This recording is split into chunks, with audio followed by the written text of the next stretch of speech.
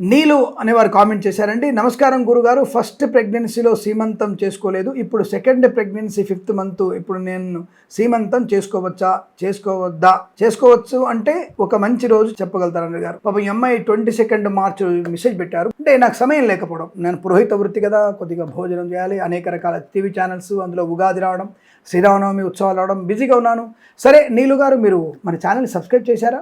మరి మీతో పాటు ఇంకొక 10 మంది సబ్స్క్రైబ్ చేయించాలి కదా, మర్చిపోయినట్టున్నారు కదా, అంటే సబ్స్క్రైబ్ చేయించండి.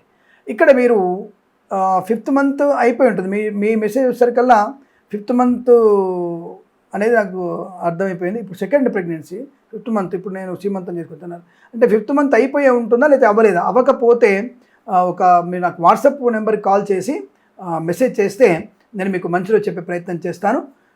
లేదనుకుంటే మీరు వచ్చేటువంటి బుధవారం రోజు, రేపు వచ్చే బుధవారం రోజు కూడా మీరు తప్పకుండా ఈ యొక్క, ఎందుకంటే ఈ అమావాస్య వెళ్ళిపోయిన తర్వాత వైశాఖ మాసంలో కూడా సీమంతం చేసుకోవచ్చండి.